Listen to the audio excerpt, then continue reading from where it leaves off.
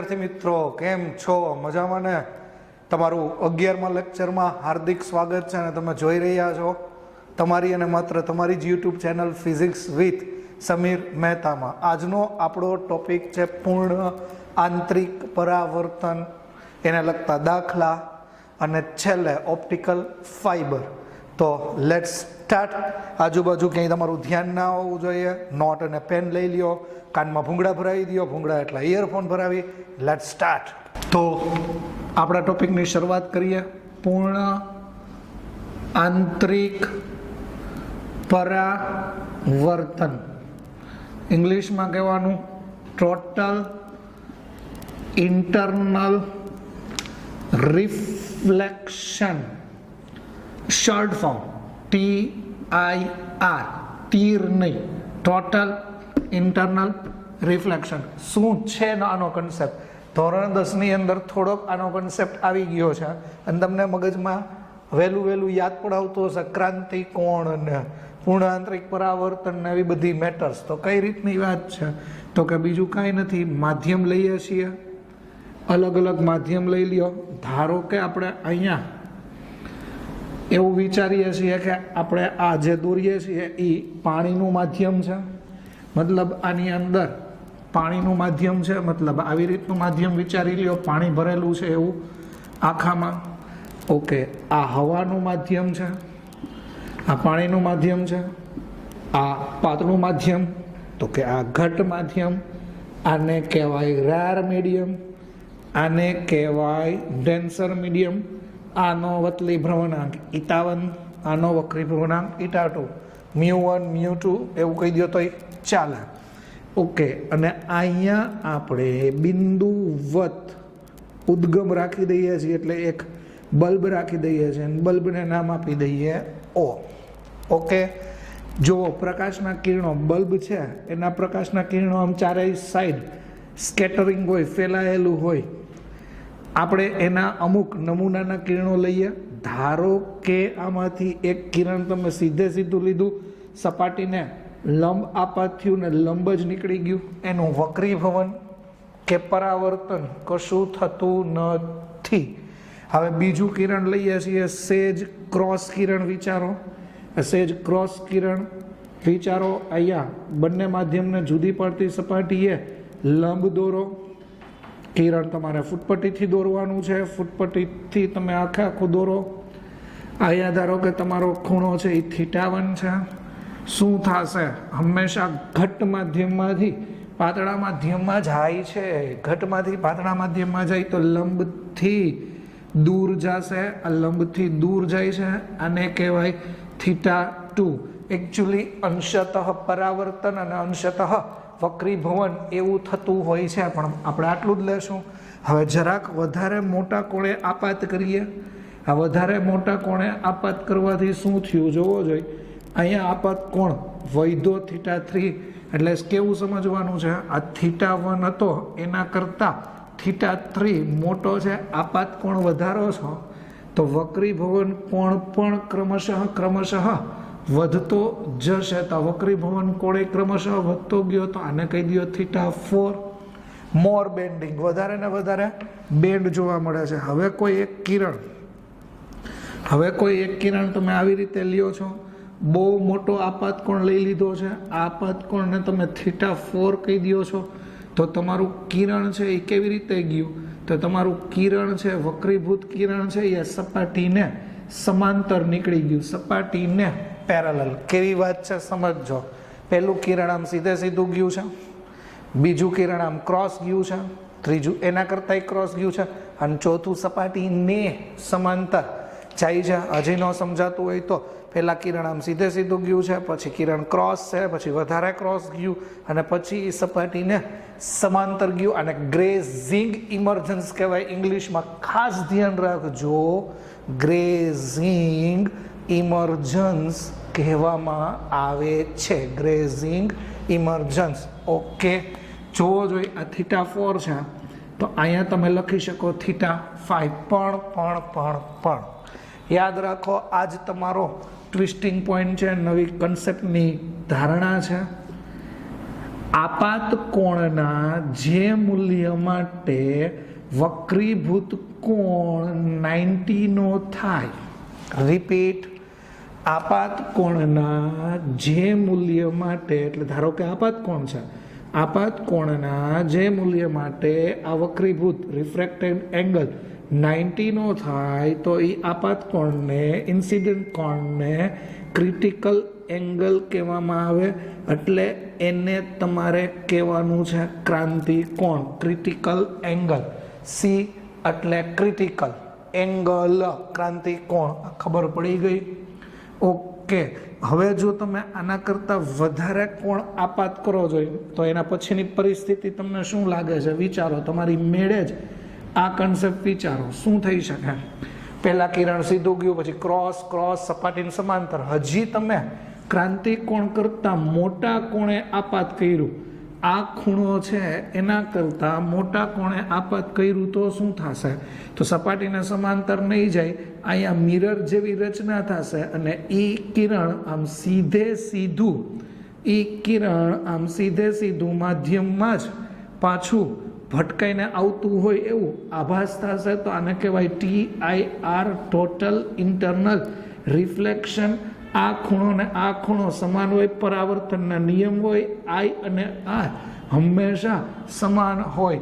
તો આ total internal reflection છે. કહેવાનો મિનિંગ શું છે? ખાસ ધ્યાન રાખજો. કહેવાનો મિનિંગ, અહીંયા સપાટી મિરરની જેમ વર્તતી હોય એવું લાગે, મિરરની જેમ અરીસો ઉપર રાખી દીધો હોય, અહીંથી લાઈટ આપો તો ભટકાય ને આમ નીકળી જાય પરાવર્તન, એવું કંઈક તમને ફિલિંગ આવશે. પણ આપણા પિક્ચરનો મેઇન પોઈન્ટ તો આ ક્રાંતિકોણ છે. ક્રાંતિકોણ પોઈન્ટને અહીંયા એમ બિંદુ એવું નામ આપીએ. જો સાવ શાંતિથી સમજો શું ઘટના છે એ ફટાફટ વસ્તુને સમજો. જો ના ખબર પડતી હોય તો પહેલું છે ને, જો આ બિંદુવત ઉદ્ગમ છે, આ માધ્યમને દોરેલો લંબ વિચારી લ્યો. આ બિંદુવત ઉદ્ગમ છે, માધ્યમને દોરેલો લંબ વિચારી લ્યો. પહેલું કિરણ તો આમ સીધે સીધું વયું ગયું, બીજું કિરણ આમ ક્રોસ ગયું તો આમ થઈ ગયું. જેમ જેમ આગળ વધતા જાઓ એમ કિરણ આવું થતું જશે. એક ટાઈમ એવો આવશે કે સપાટીને સમાંતર થઈ ગયું અને પછી જો તમે વધારે કોણે આપાત કરશો તો પૂર્ણ આંતરિક પરાવર્તન થઈ જશે. તો અહીંયા તમારે પહેલા આ તમને સમજાઈ ગયું હોય તો આની અંદર જ હું કન્ડિશન લખી દઉં છું. યાદ રાખો, પૂર્ણ આંતરિક પરાવર્તનની તમારે કન્ડિશન જોતી હોય તો એવું છે કે હંમેશા આપાત કોણનું મૂલ્ય ક્રાંતિ કોણ કરતાં વધારે હોવું જોઈએ. આપાત કોણને I કહી દો, ક્રાંતિ કોણને C કહી દો. જો આપાત કોણનું મૂલ્ય ક્રાંતિ કોણ કરતાં વધશે તો જ પૂર્ણ આંતરિક પરાવર્તન થશે. Most IMP note, most IMP point, આપાત કોણનું મૂલ્ય ક્રાંતિ કોણ કરતાં વધશે તો જ એનું પૂર્ણ આંતરિક પરાવર્તન થશે, બાકી એનું પૂર્ણ આંતરિક પરાવર્તન થશે નહીં. ક્રાંતિકોણની વ્યાખ્યા તો ખબર પડી જ ગઈ છે, છતાંય તમારી જાણકારી માટે અહીંયા લખી દઉં છું. ક્રાંતિકોણનો મતલબ critical angle. Critical angle. Okay, અહીંયા શોર્ટમાં લખી દઉં છું. આપાત કોણના જે મૂલ્ય માટે વક્રીભૂત કોણ 90 ડિગ્રી થાય તો તે આપાત કોણને ક્રાંતિ કોણ, ક્રિટિકલ એંગલ કહે છે. ઓકે, તો આપણે તો ક્રિટિકલ એંગલ, પૂર્ણ આંતરિક પરાવર્તનની મિત્રો શરત તારવવી છે. તો કાંઈ જ નથી ભરવાનું, ફોકસ એમ પોઈન્ટ ઉપર. બહુ ઇઝી વાત છે. એમ બિંદુ પાસે સ્નેલનો નિયમ વાપરતા બહુ ઇઝી છે. સ્નેલનો નિયમ વાપરવો હોય તો શું કરશો? જો આને મેં 𝜃2 કીધું છે, આને 𝜃1 કીધું છે. આ લાઈન ફોકસ કરવાની છે. જો આ લાઈન ભૂલ ન પડે. ભૂલ ન પડે, આજુબાજુને વાળી સામે જોતા નહીં, અહીંયા જોજો. તો સ્નેલનો નિયમ વાપરો તો અહીંયા શું થયું, અહીંયા η2 સાઇન, પછી જુઓ તો આ η2 સાઇન અહીંયા કયો ખૂણો છે, અથવા સ્નેલનો નિયમ ખબર હોય તો તમે એ વાપરી શકો. આ આપાત કોણ છે તો અહીંયા આઈ લખો, η1 સાઇન આર આવું લખો, પણ તમને ખબર પડવી જોઈએ આપાત કોણ અહીંયા ક્રાંતિ કોણ છે, એટલે અહીંયા હું ડાયરેક્ટ લખું છું સાઇન સી. હવે એટલું તો તમને સમજાઈ દે. અને રિફ્રેક્ટેડ વક્રીભૂત હું અહીંયા ડાયરેક્ટ લખી દઉં છું 90. તો આ તમને ખબર જ છે. અહીંથી બે રીતે સાદુરૂપ આપી શકાય. પહેલાં સાદી રીત જોઈએ. અહીંયા η2 છે, η2 આને કહી દો સાઇન સી, η1 એમને એમ રાખો, સાઇન 90 ને 1 કહી દો, તો અહીંયા થઈ ગયું sine C is equal to η1 upon η2. હજી શાંતિથી વ્યવસ્થિત રીતે સમજો સાઇન સી. જો તો હું આને આવી રીતે લખી શકું, η1 ને છેદમાં લઈ જાઉં જોઈએ તો η2 અપોન η1 આવું લખી શકાય. તો અહીંયા તમે આવું લખી શકો, સાઇન સી બરાબર 1 અપોન η2 1. રિયલમાં શરત આ છે, મતલબ આ સૂત્ર યાદ રાખો કે આ સૂત્ર યાદ રાખો, બે એક જ છે. તો તમારી નોટમાં આ બે સૂત્ર મોસ્ટ આઈએમપી તરીકે લખી લેવું ફરજિયાત છે. હજી જોવો જોઈએ આપણી પાસે, ધારો કે આ સૂત્ર છે, કયું સૂત્ર છે, sine C is equal to η1 upon η2. અહીંયા જોવો જોઈએ sine C is equal to η1 upon η2 છે. ધારો કે η1 બરાબર, જુઓ તો η1 બરાબર શું છે, હવાનું માધ્યમ, અને હવાનો વક્રીભવનાંક આપણે 1 લઈ લઈએ. η2 ઘટ માધ્યમ છે, એનો વક્રીભવનાંક η લઈ લઈએ, તો આપણું સૂત્ર શું થાય, sign C is equal two અહીંયા 1 મૂકી દો, અહીંયા η મૂકી દો. તો બુકમાં ડાયરેક્ટ આ સૂત્ર જ વાપર્યું છે, પણ આ સૂત્ર બધાય માટે સાચું નથી. હવા હોય તો જ અહીંયા 1 આવશે, બાકી ઓરિજિનલ સૂત્ર તો એના આ જ છે. તો કન્સેપ્ટનો ભંગ ન થવો જોઈએ, વિઝ્યુલાઇઝ થવું જોઈએ. સીધું ગયું, થોડુંક બેન્ડ થયું, વધારે બેન્ડ થયું, સપાટીને સમાંતર વયું ગયું, અને ભટકાઈને પાછું આમ આવી ગયું. તો આ કન્સેપ્ટ તમારા મગજમાં સેટ થઈ ગયો હશે. પોઝ કરો અને લખી લ્યો. રેડી? ઓકે, લખાઈ ગયું હશે. તો તમને આની અંદર થોડાક આઈએમપી પોઈન્ટ હું તમને કહું છું, નોટ કરી રાખજો. આ બધી જ વસ્તુઓ રેફરન્સ બુકમાં લખેલી હોય છે. આ બધી વસ્તુઓ આપણી એનસીઈઆરટીમાં હોતી નથી. તમારે આ બધી વસ્તુઓને સમજવી જરૂરી છે. એને જ ફિઝિક્સ કહેવાય, એને જ વિઝ્યુલાઇઝેશન કહેવાય. જો તો તમને મેં કીધું પૂર્ણ આંતરિક પરાવર્તનની શરત શું કીધી, યાદ કરો. પૂર્ણ આંતરિક પરાવર્તન, ટોટલ ઇન્ટરનલ રિફ્લેક્શનની શરત શું, તો કે તમારા આપાત કોણનું મૂલ્ય ક્રાંતિ કોણ કરતાં વધારે હોવું જોઈએ. એટલે આપાત કોણનું મૂલ્ય ક્રાંતિ કોણ કરતાં વધારે હોય તો જ પૂર્ણ આંતરિક પરાવર્તન થાય. સેકન્ડ પોઈન્ટ જુઓ તો, ધારો કે આઈ બરાબર સી હોય તો શું થાય, અને ત્રીજું આઈ નાનું હોય ને સી મોટું હોય તો શું થાય. આવો વિચાર તમને આવવો જોઈએ. જનરલી બુકમાં આ જ હોય છે. આ બધું બહુ યાદ ટાઈમે આવતું નથી. આઈ બરાબર સી થાય તો શું થાય, આપાત કોણનું મૂલ્ય હોય એટલું જ ક્રાંતિ કોણનું મૂલ્ય હોય તો શું થાય. તો યાદ રાખો, આટલું જ મૂલ્ય હોય, આપાત કોણનું મૂલ્ય હોય એટલું જ ક્રાંતિ કોણનું મૂલ્ય હોય તો એને કહેવાય ગ્રેઝિંગ ઇમર્જન્સ. શું છે એ સમજાવું છું, યાદ રાખો. ગ્રેઝિંગ ઇમર્જન્સ મતલબ આ યાદ રાખો કે જો એ સપાટીને આ સીધું નીકળી ગયું કે નહીં, સપાટીને સમાંતર નીકળી ગયું કે નહીં, તો આને કહેવાય ગ્રેઝિંગ ઇમર્જન્સ. આ યાદ રાખજો. એ દાખલામાં તમને હું કહીશ કે કેવી રીતે કરવું. આઈ ઇઝ ઇક્વલ ટુ સી, બરોબર, ગ્રેઝિંગ ઇમર્જન્સ. હવે આઈ નાનું છે ને સી મોટું છે, એટલે આપાત કોણ ક્રાંતિકોણ કરતાં નાનો હોય તો શું થાય? તો યાદ રાખો, બીજું કાંઈ ન થાય, વક્રીભવન જ થાય, રિફ્રેક્શન જ થાય. સર ખબર નથી પડતી, તો એટલે જ આકૃતિ તમારી સામે છે, જોવો જોઈએ. હું તમને આકૃતિના કેસ આપું છું, એ જોવો જોઈએ. અહીંયા શું કહેવા માંગે છે? જુઓ તો આ લંબ છે, આ લંબ છે, આ લંબ છે અને આ લંબ છે. તો અહીંયા કઈ શરત લખી શકાય? તો અહીંયા લખાય I બરાબર C. તો આ ગ્રેઝિંગ ઇમર્જન્સ એ I બરાબર C એટલે આપાતકોણનું મૂલ્ય ક્રાંતિકોણ જેટલું થાય. આપાતકોણનું મૂલ્ય ક્રાંતિકોણ જેટલું થાય તો જ આ થયું. રેડી? હવે અહીંયા હું લખીશ I ગ્રેટર ધેન C. તો આ આપાતકોણનું મૂલ્ય ક્રાંતિકોણ કરતાં વધે તો જ પૂર્ણ આંતરિક શું થયું? પરાવર્તન.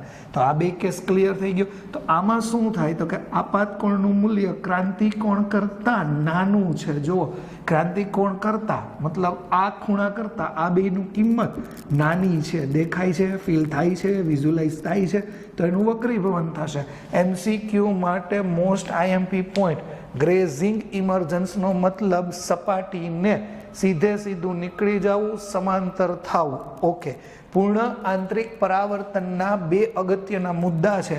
એક તો અગત્યનો મુદ્દો આ મેં તમને કહી જ દીધો, એમાંય ઇમ્પોર્ટન્ટ પોઈન્ટ તો આ જ છે કે આપાતકોણનું મૂલ્ય ક્રાંતિકોણ કરતાં વધવું જોઈએ. બીજું મહત્વનો પોઈન્ટ, બીજો મહત્વનો પોઈન્ટ, પૂર્ણ આંતરિક પરાવર્તન ક્યારે થાય? સમજજો, પૂર્ણ આંતરિક પરાવર્તન. મોટા ભાગના લોકો અહીંયા ભૂલ કરે છે. પૂર્ણ આંતરિક પરાવર્તન હંમેશા પ્રકાશનું કિરણ જ્યારે ઘટ માધ્યમમાંથી પાતળા માધ્યમમાં જાતું હોય તો જ થાય. આ યાદ રાખજો. પૂર્ણ આંતરિક પરાવર્તન ક્યારે થાય? જ્યારે પ્રકાશનું કિરણ ઘટ્ટ માધ્યમમાંથી પાતળા માધ્યમમાં જાતું હોય તો જ થાય. When light ray is travelling from denser medium to rarer medium, then total internal reflection is possible, otherwise નહીં. જો પાતળામાંથી ઘટમાં જાય તો પૂર્ણ આંતરિક પરાવર્તન નો થાય. એનું સાબિતી આપું છું. જો પૂર્ણ આંતરિક પરાવર્તન એક જ માધ્યમમાં થયું, ઘટ માધ્યમમાં છે તો ઘટ માધ્યમમાં જ થયું. તો હોપ આટલું તમને સમજાઈ ગયું હશે. હવે જો હું તમને એક ઉદાહરણ આપીને સાબિત કરી દઉં છું કે કેમ પૂર્ણ આંતરિક પરાવર્તન છે.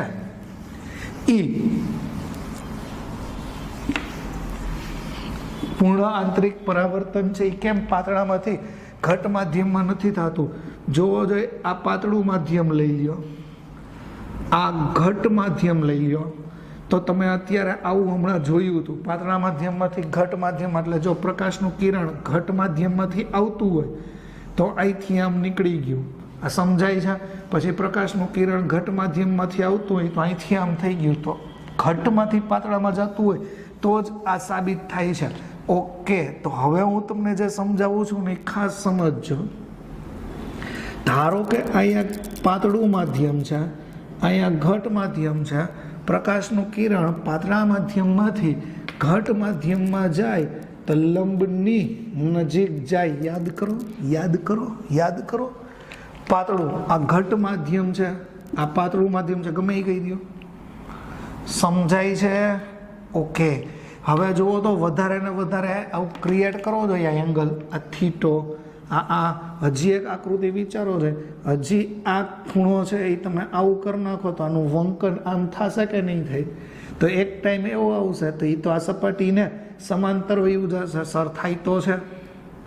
તમે ઇમેજિન કરો છો, હું ખૂણો વધારતો જઈશ તો આ હજી નજીક ને નજીક આવતો જશે ને. તો એક ટાઈમ એવો આવશે કે આ અહીંથી ભટકાય અને આમ વયું જશે. એ લાવ આ થીટા વાત તમારી સાચી, પણ એ લાવ અલગ અલગ માધ્યમ છે. જો ઉપર ઘટ માધ્યમ છે અને નીચે પાતળું માધ્યમ છે. એકને એક માધ્યમમાં નહીં થાય. જે લોકો ઇન્ટેલિજન્ટથી સમજતા હશે, આજુબાજુમાં ધ્યાન નહીં હોય, એ લોકોને આ વાત ફટાફટ સમજાઈ ગઈ હશે. પૂર્ણ આંતરિક પરાવર્તન હંમેશા ઘટ માધ્યમમાંથી પાતળા માધ્યમમાં જ થાય. આ યાદ રાખજો. પાતળા માધ્યમમાંથી જો કોઈ કિરણ ઘટ માધ્યમમાં આવે તો પૂર્ણ આંતરિક પરાવર્તન થતું નથી. તો તમારી પાસે આની શરતો છે. તો હવે આપણે શરતોને આધીન થોડાક MCQ જોઈએ, દાખલા જોઈએ અને પછી આપણે આગળ વધીએ. ઓકે, તો રકમ આપણી પાસે છે જ. Find the critical angle four air.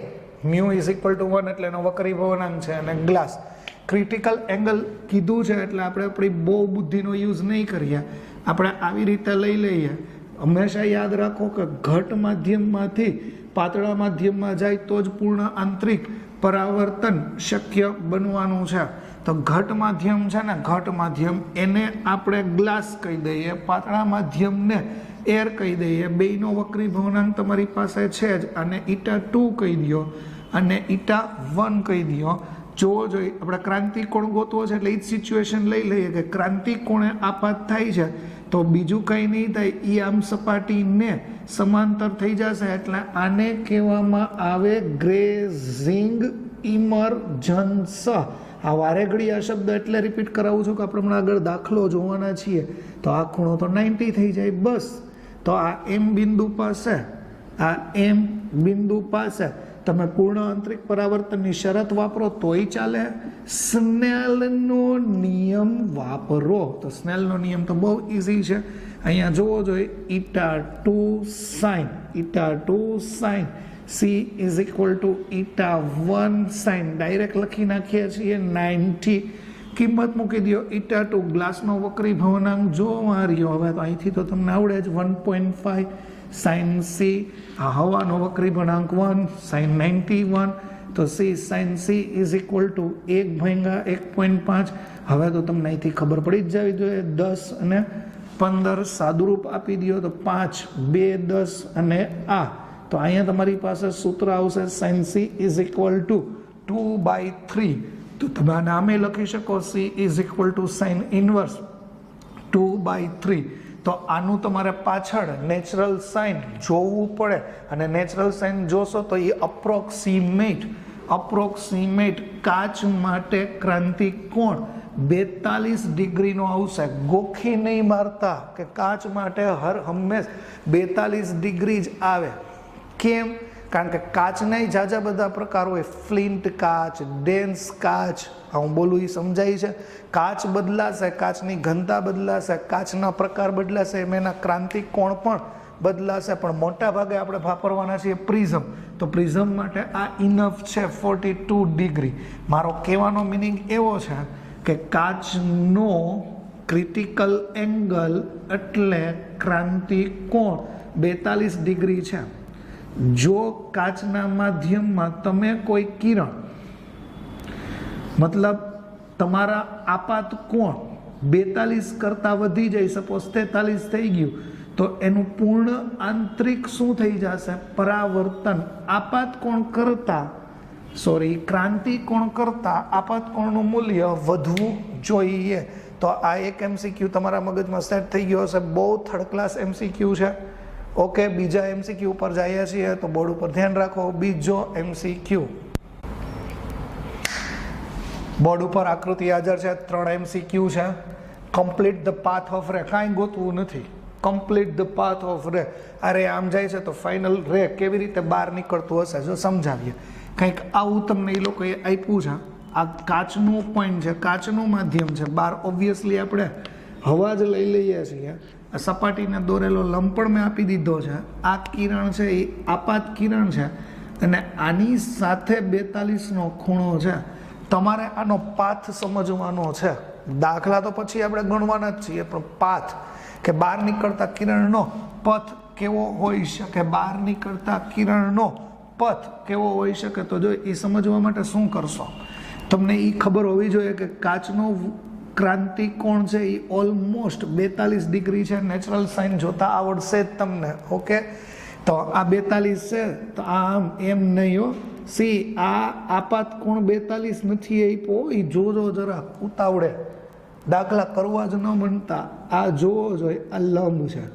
આપાત કિરણે લંબ સાથે બનાવેલો ખૂણો આ પહેલાં આપણી પાસે હોવો જોઈએ. તો એ તો મળી જ જાય. 90માંથી 42 બાદ કરો એટલે 48 મળશે. ઓકે, 48 મળશે. તો 48 આપાત થયું છે, તો આ 48 આપાત થયું છે, તો 48 જ આમ નીકળી જશે. સર નો સમજાણું પણ નીકળી જ જાય ને મિત્રો. કેમ 48? આપાત કોણ કેટલો છે જુઓ તો, આપાત કોણ 48 છે, જે કાચના ક્રાંતિ કોણ કરતા I ગ્રેટર ધેન C. મતલબ તમારો આપાત કોણ 48 નો છે, આ 42 નો ક્રાંતિ કોણ તમને ખબર હોવી જોઈએ. આ સમજાય છે? 42 લઈને સીધું આમ નો કરી નાખતા. 42 આપાત કોણ નથી, આપાત કોણ આપણો 48 નો છે, જે 42 કરતા વધુ છે, એટલે પૂર્ણ આંતરિક પરાવર્તન થઈ ગયું. વાત ત્યાંથી પૂરી નથી થતી, હજી તો એકને એક માધ્યમમાં જ છે. હજી આપણે આગળ થોડુંક વિચારીએ તો હવે કાચમાંથી હવાના માધ્યમમાં આવશે તો અહીંયા હું એક લંબ વિચારું તો વિચારો તો લંબ વિચાર્યું, આ થોડુંક હું લંબને લંબાવી દઉં છું તમને વધારે સમજાય, એટલે આને હું આમ કરી દઉં છું. વિચારો આ તો 90 થઈ ગયું કે નહીં, 90 48, તો મને તો એટલી ખબર પડે કે આ 42 છે ને. અદ્ભુત, આ 42 છે. કંઈ સમજાય છે?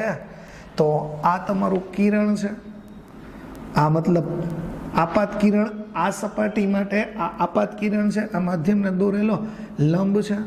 અને હવે જોજો અહીંયા કઈ કન્ડિશન ફોલો થાય છે, જો અહીંયા I is equal two C follow થશે. વિચારો I ગ્રેટર ધેન C, તો આના માટે ફોલો થયું I ગ્રેટર ધેન C, તો પૂર્ણ આંતરિક શું થઈ ગયું? પરાવર્તન.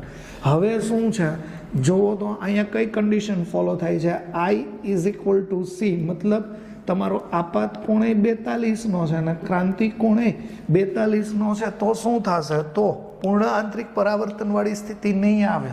I is equal two C છે એટલે એ સપાટીને સમાંતર નીકળી જશે. ફિલ કરવાની ટ્રાય કરો, જો ફિલ કરશો તો આ તમને ખબર પડી જશે કે આ ગ્રેઝિંગ ઇમર્જન્સ છે.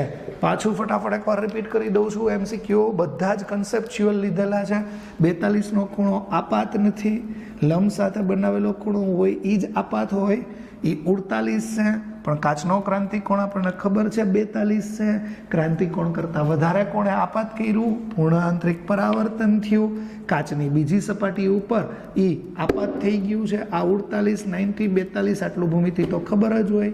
ઓકે, લંબ હારે બનાવેલો ખૂણો 42 છે, લંબ સાથે બનાવેલો ખૂણો 42 છે, અને આપણો ક્રાંતિકોણ 42 નો છે. તેનું વક્રીભવન નહીં થાય, સપાટીને સીધું સમાંતર નીકળી જશે. ગ્રેઝિંગ ઇમર્જન્સ. થોડાક સારા કન્સેપ્ટ ઉપર આપણે જઈએ છીએ. બીજો દાખલો, કાંઈ નહીં, ફાઇન્ડ પાથ જ ગોતવાનું છે. આ લંબ દોરેલો છે અને લંબની ઉપર જ સમજાય છે ને, આ લંબ દોરેલો છે 45 ને આ લંબની ઉપર જ ધારો કે કોઈ એક કિરણ આપાત થાય છે. સમજાઈ ગયું? મતલબ સપાટીને લંબ કોઈ કિરણ આપાત થાય છે તો એનું વક્રીભવન નહીં થાય, એ સીધું એમને એમ વક્રીભવન પામ્યા વિના સીધું નીકળી જશે. આ સપાટી ઉપર એ આપાત થશે. જોવો જોઈએ લંબ, તમે વિચારો જોઈએ, લંબ વિચારો જોઈએ. લંબ વિચારશો એટલે સપોઝ અહીંયા જોવો જોઈએ આ જેટલાનો ખૂણો હશે, એટલે હું એમ કહી દઉં છું કે આ 45 નો જ ખૂણો હોય.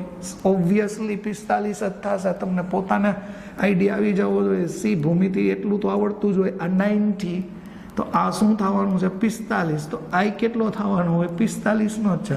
તો આપાત કોણ 45. વળી પાછું અહીંયા કઈ કન્ડિશન પાલન થયું? I greater than C. આપાત કોણનું મૂલ્ય 45 છે. ક્રાંતિકોણ કાચનો કેટલો છે? 42. એ ભૂલી નહીં જતા.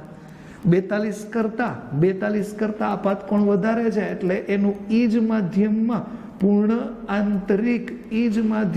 પૂર્ણ આંતરિક પરાવર્તન થઈ જવાનું છે. એટલે જેટલો ખૂણો આ એટલો જ આ. હવે આગળ લગભગ મારે તમને આ વસ્તુ કાંઈ સમજાવવાની જરૂર નથી. બહુ શાંતિથી આ કન્સેપ્ટ જોવો જોઈએ. તમને ક્લિયર થઈ ગયો છે કે હજી એકવાર રિપીટ કરી દઉં? ઓકે, ફટાફટ જોવો જોઈએ. 45 ને 90, આ કિરણ સીધું આમ ગયું, અહીંયા લંબ દોર્યું, તો 45 કઈ રીતે થયું? તો કે 45 90, તો I તમારું 45 જ થશે. ઓકે, તમારો આપાત કોણ 45 છે, એ ક્રાંતિકોણ 42 કરતા મોટો છે, એટલે પૂર્ણ આંતરિક પરાવર્તન થઈ અને આ કિરણ આમ સીધું નીકળી ગયું. I તમારું 45 થશે. આપણી ટેક્સ્ટ બુકમાં સીધું આમ આપી દીધું છે, અહીંથી આમ નીકળી જાય છે. સમજાવેલું કાંઈ નથી, તો એ તમને ખબર પડી જવી જોઈએ. થોડુંક લેવલ આપણે વધારીએ છીએ. આ ઉપરનું હું જવા દઉં છું. થોડુંક આપણે આપણું લેવલ હાઈ કરીએ, આ પણ જવા દઈએ. ઓકે, મેં તમને એક ત્રિકોણ આપી દીધો છે, ફાઇન્ડ આર. આર ગોતવાનું છે, વક્રીભવન કોણ એવું વિચારી શકો, ગોતવાનું. જુઓ તો ખરા ને, પાથેય ગોતીએ આપણે કેવી રીતનો ખૂણો છે. જો બદલાવેલો દાખલો છે, 30, 60 અને 90 છે. ધારો કે પ્રકાશનું કિરણ આ સપાટીને લંબ જ આપાત થાય છે, એટલે એ અહીંયા જ ગયું છે.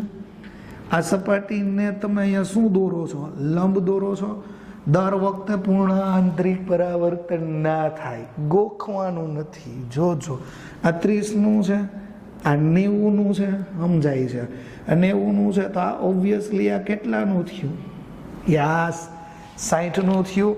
એ 60નું થયો તો તમારો આ કોણ, લંબ હારે બનાવેલો કોણ, લંબ હારે બનાવેલો કોણ આ 30નો થયો. હા હા હા, જોવો જોઈએ અહીંયા શું થયું તો કે યાદ રાખો, આપાત કોણનું મૂલ્ય ક્રાંતિક કોણ કરતાં વધે તો જ પૂર્ણ આંતરિક પરાવર્તન થાય. પણ અહીંયા તો આ શરતનું પાલન નથી થતું.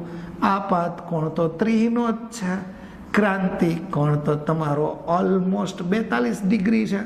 આ સમજાય છે? તમારો આપાત કોણ છે એ નાનો છે. જો આપાત કોણનું મૂલ્ય ક્રાંતિક કોણ કરતાં વધે તો જ પૂર્ણ આંતરિક પરાવર્તન થાય. કેટલી વાર મેં રિપીટ કર્યું છે. તો આમાં શું થશે? પૂર્ણ આંતરિક પરાવર્તન નહીં થાય. આ ઘટ માધ્યમમાંથી પાતળા માધ્યમમાં જશે એટલે લંબથી આ દૂર જશે.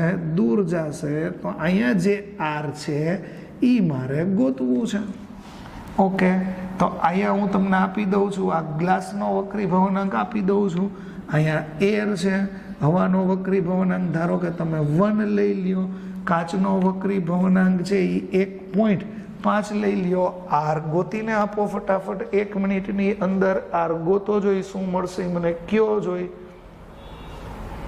ઓકે, તો ને બસ કાંઈ નથી કરવાનું, બધાને ખબર પડી જ ગઈ છે કે અહીંયા તમારે સ્નેલનો નિયમ વાપરવાનો છે.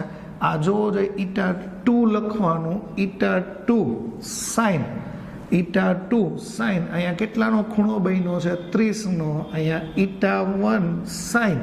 આપણે આર ગોતવું છે. η2 કેટલું છે? 1.5. 1.5 ને હું 3/3 એવું લખી શકું. આ 1.5ની જગ્યાએ 3/3 ઇઝી રહેશે. આ 1/2 છે. η1 હવાનો વક્રીભવનાંક 1 કહી દો ને અહીંયા સાઇન આર છે. તો અહીંયા sine r is equal to 3/4 છે.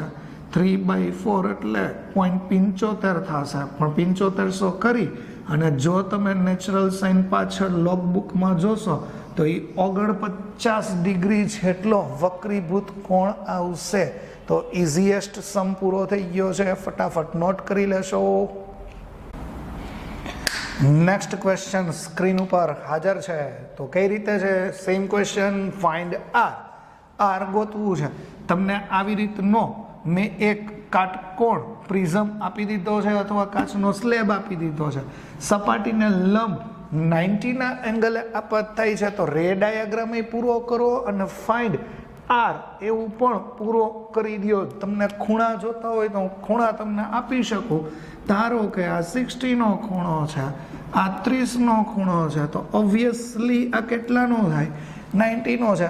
કિરણ જુઓ, સપાટીને લંબ જ આપાત થાય છે. તો સપાટીને લંબ જ આપાત કરો એટલે આ સપાટીને લંબ જ છે. મેં એવી રીતે દોરી દીધું છે, તમે ફૂટપટ્ટીથી દોરશો. આ 90નો ખૂણો છે, આ 60નો ખૂણો છે.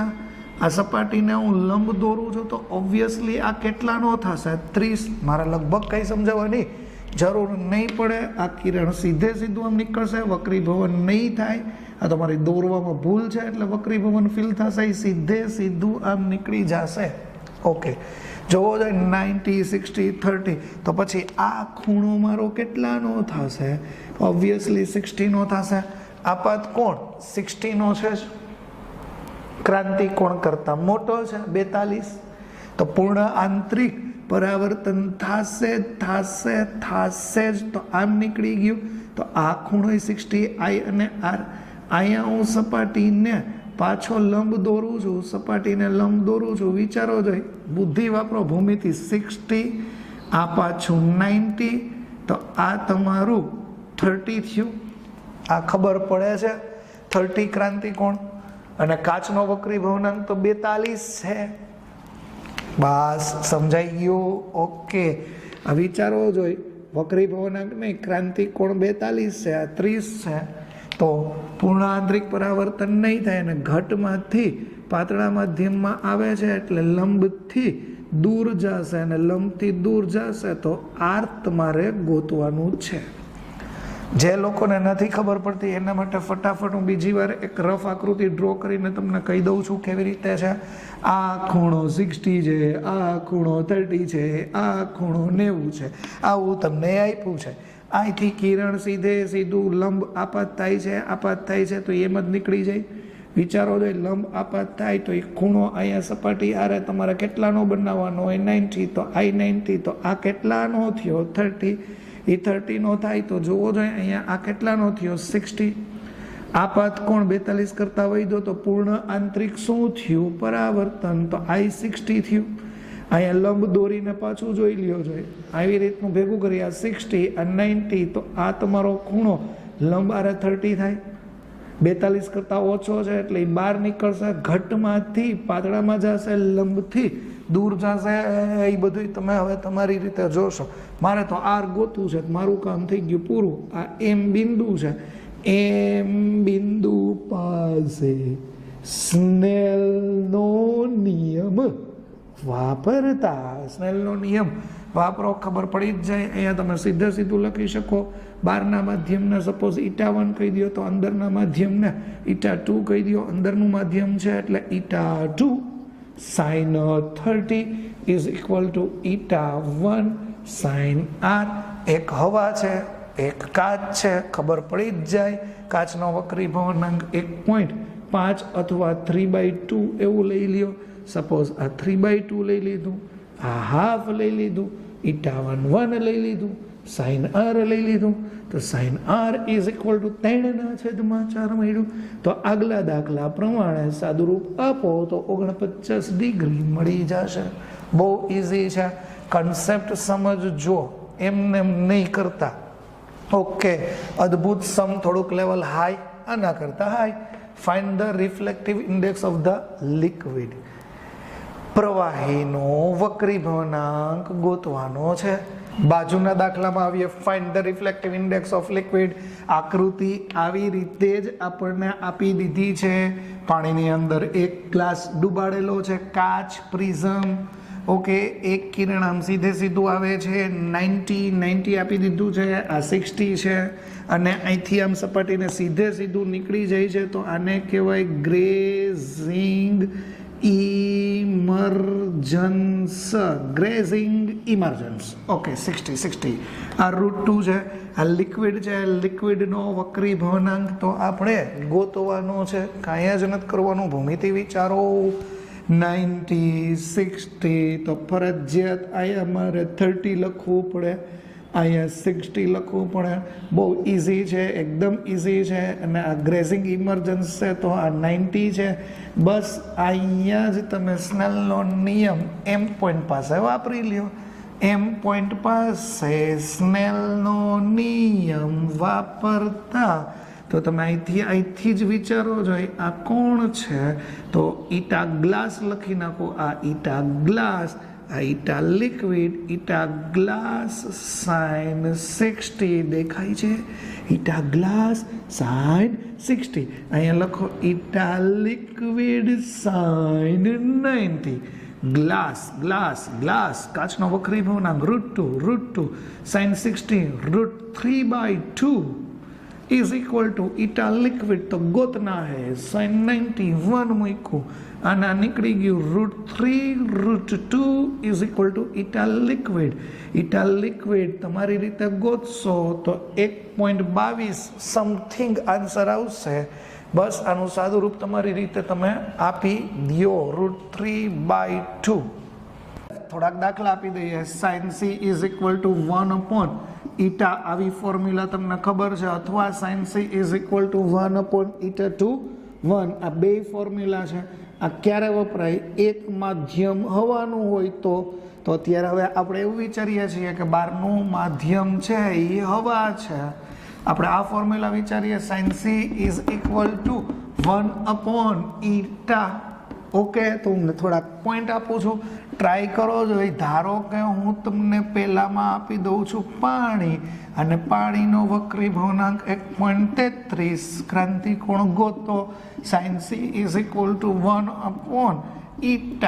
અહીંથી તમારે કરવાનું છે, અને ક્રાંતિ કોણનો આન્સર તમે કેટલો લઈ આવશો?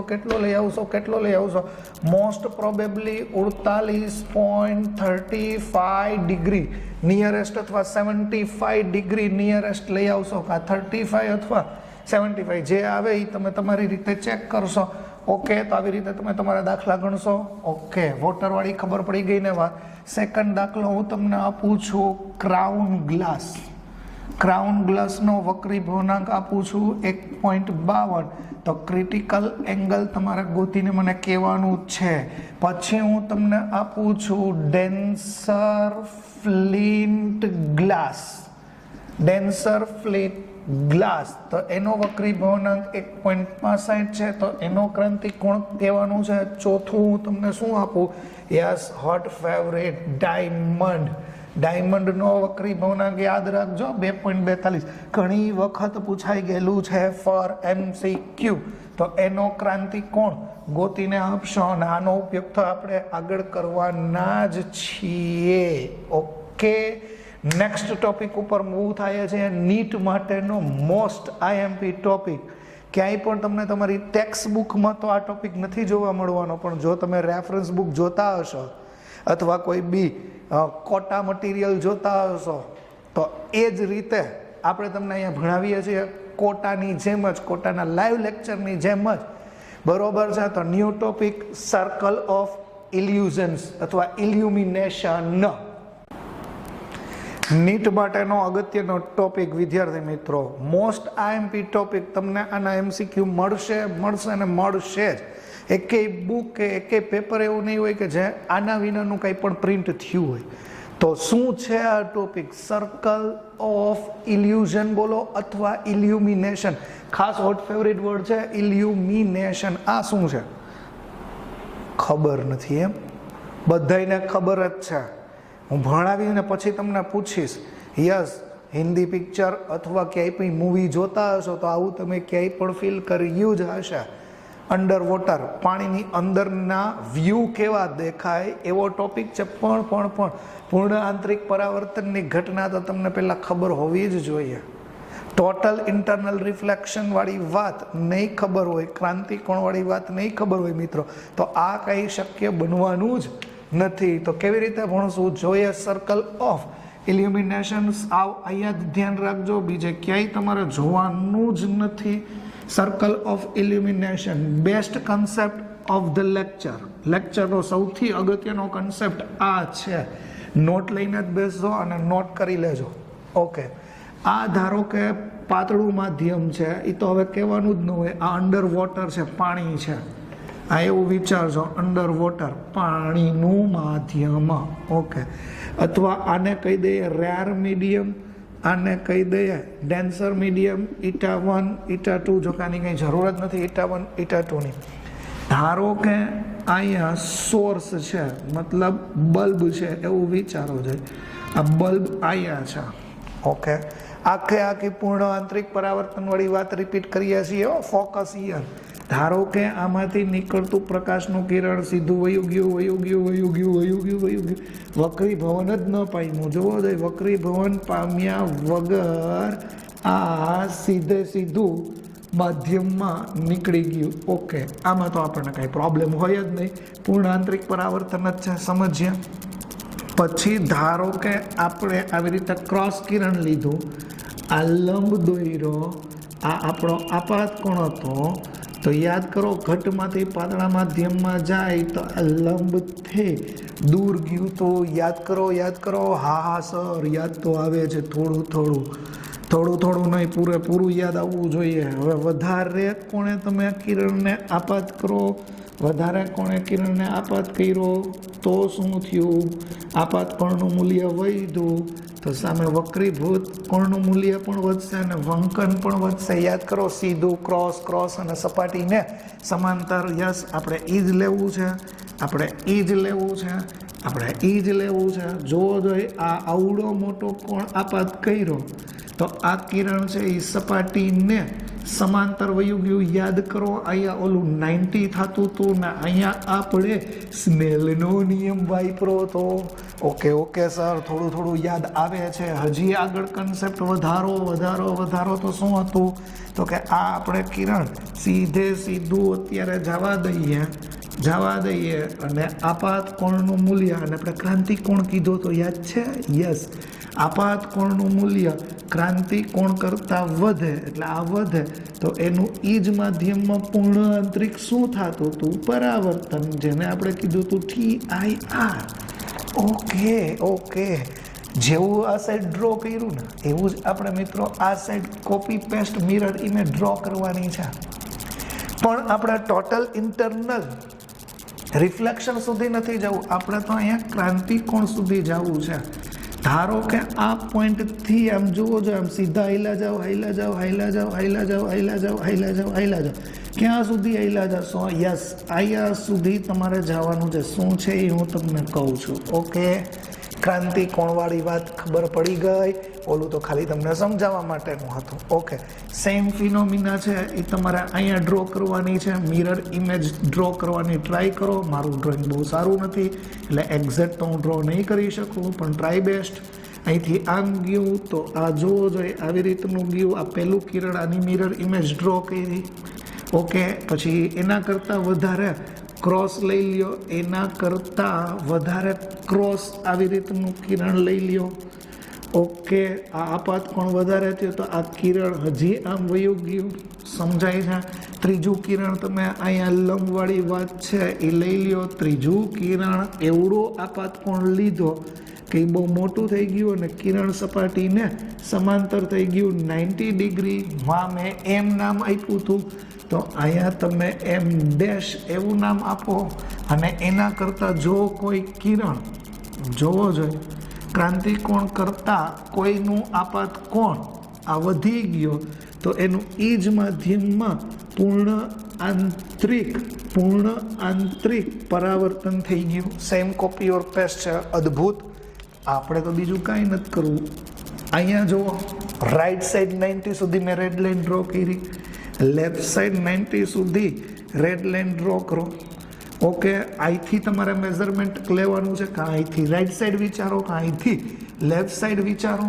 આટલી જોવો જોઈએ. આને મેં શું નામ આપ્યું? એમ. એક કામ કરીએ, આને એ નામ આપી દો. એમ, અને આને હું નામ આપી દઉં એમ ડેશ. ગમે એ સાઈડ વિચારો. એથી એમ જેટલી ત્રિજ્યા લ્યો, એથી એમ જેટલી ત્રિજ્યા લઈ અને જો તમે એનું સર્કલ બનાવો, કાંઈ આઈડિયા આવ્યો? તમે એનું સર્કલ બનાવ્યું તો એ સર્કલને કહેવાય સર્કલ ઓફ ઇલ્યુમિનેશન. એટલે શું થયું મિત્રો? હવે વાર્તાનું સસ્પેન્સ ઓપન કરીએ.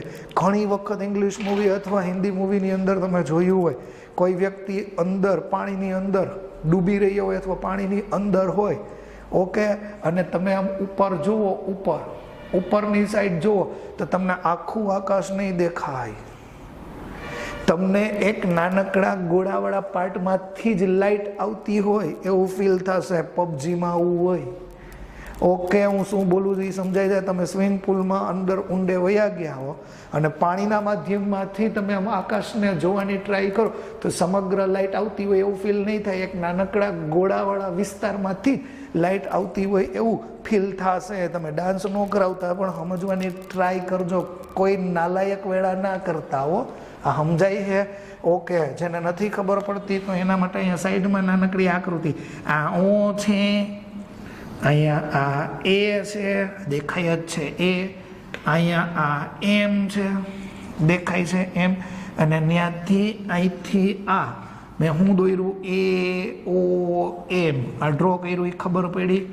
ઓકે, અહીંયા ઓલો માધ્યમને દોરેલો લંબ છે એ તમને ટપ્પો પડી ગયો છે, અને જો અહીંયા ક્રાંતિકોણ છે. મેં એમાંથી આટલી જ વસ્તુ ડ્રો કરી છે. તો બીજું કાંઈ નથી કરવાનું. એ એમ જેટલી ત્રિજ્યાનું વર્તુળ વિચારો તો લાઇટ આટલામાંથી આવતી હોય એવો જ આભાસ થશે. અને ડેપ્થ કહી દો, ડેપ્થ એચ જેટલી ડેપ્થ કહી દો. આ તમે ત્રિજ્યા કહી દો. બહુ ઓબ્વિયસ છે. અહીંયા જોવો તો આ ઝેડ એંગલ બને છે. ઝેડ એંગલ જો ખબર પડવી જ જોઈએ. આ ઝેડ એંગલ કોઈ નાલાયક વેડા ના કરતા. આ સી રેડી, ઝેડ એંગલ મળ્યું. આ સી છે તો આ કર્ણ મળી જાય. કર્ણ શું મળવાનું છે? h² plus r². લ્યો, આ તમને ખબર જ છે. તો આ પહેલા પોઈન્ટ જુઓ. હવે કઈ રીતની વાત કરશો? ઓકે, આ આકૃતિ તમારા મગજમાં રાખો. આમાં આપણે પૂર્ણ આંતરિક પરાવર્તનની શરત વાપરીએ. પૂર્ણ આંતરિક પરાવર્તનની શરત શું છે? આઘાત કોણનું મૂલ્ય ક્રાંતિકોણ કરતાં વધે તો જ પૂર્ણ આંતરિક પરાવર્તન થાય. અચ્છા, તો તમારી પાસે તો એક ઓલું સૂત્ર છે. કયું સૂત્ર છે? sin c is equal to 1/η. આમે એક માધ્યમ તો હવા છે. sin c is equal to 1/η વાપરી શકાય. ક્રાંતિકોણ બને છે. ઓકે, sin c એટલે ક્રાંતિકોણ, ઈટા તો એમને જ રાખો. સાઇનની કિંમત મેથ્સ ફાસ્ટ વિચારો. sin c, સાઇન એટલે સામેની બાજુ ના છેદમાં કર્ણ, તો મૂકી દો ફટાફટ. r ના છેદમાં under route r² plus h². Okay, ચોકડી ગુણાકાર કરી નાખો. rn is equal to r² plus h² વર્ગમૂળમાં take both side square. r² n² r² plus h². આ સમજાય જ છે. r ને આમ લઈ આવો, h ને આપણે સૂત્રનો કરતા બનાવવો છે. r² n² minus r² h². Okay, r² ને કોમન કાઢી લ્યો તો n² minus 1 is equal two h². ગમે એને સૂત્રનો કરતા બનાવો, ડોન્ટ માઇન્ડ.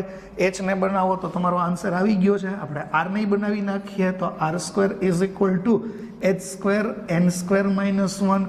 વર્ગ દૂર કરો એટલે વર્ગમૂળ આવશે તો h under root n² minus 1.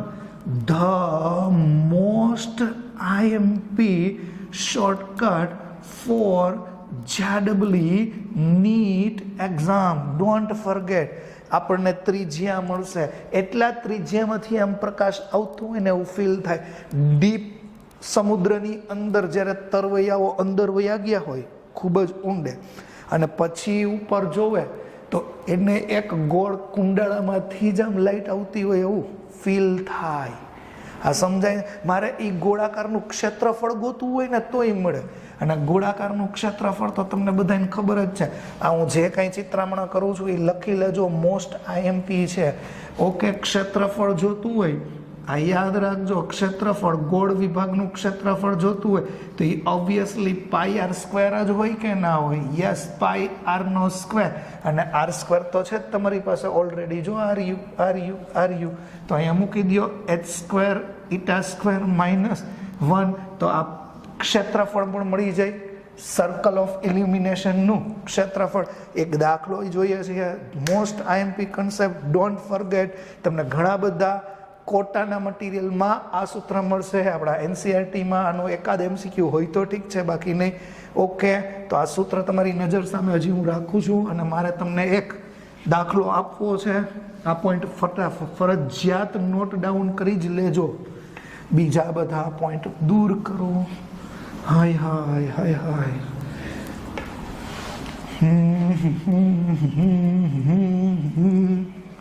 Okay, દાખલો સર્કલ ઓફ ઇલ્યુમિનેશનનો દાખલો. દાખલાની અંદર ડેટા આપી દઉં તો ડેટા હાઇટ 8 લઈ લ્યો, 8 સેન્ટીમીટર એવું કંઈક આપી દઉં છું હું તમને.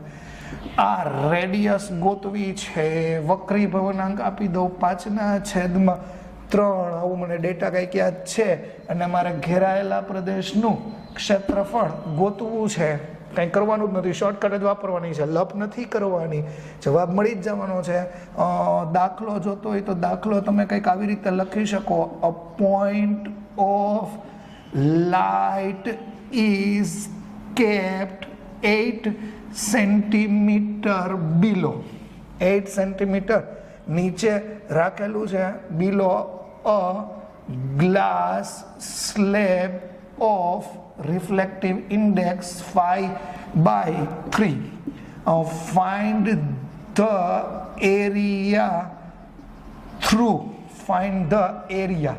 જો ક્ષેત્રફળ ગોતવું છે એટલે ઓલું સૂત્ર તમારે વાપરવાનું છે. Find the area through which light emergence એટલે બહાર નીકળે છે. તો આવો કંઈક તમારો ક્વેશ્ચન છે. મેં એનો ડેટા અહીંયા તમને લખી જ દીધો છે. હાઇટ તમને આપી દીધી છે. જોવું હોય તો તમે આવું જોઈ લેશો. હમણાં જ આપણે ઓલો ત્રિકોણ વિચાર્યો હતો એ ત્રિકોણ તમને યાદ હોવો જોઈએ. આક્રાંતિ કોણ છે?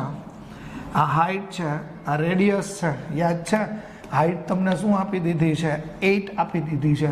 રેડિયસ ફાઇન્ડ આઉટ કરવાનો છે. વક્રી ભવનાંક 5/3 આપી દીધું છે. અને એરિયા જોઈએ છીએ.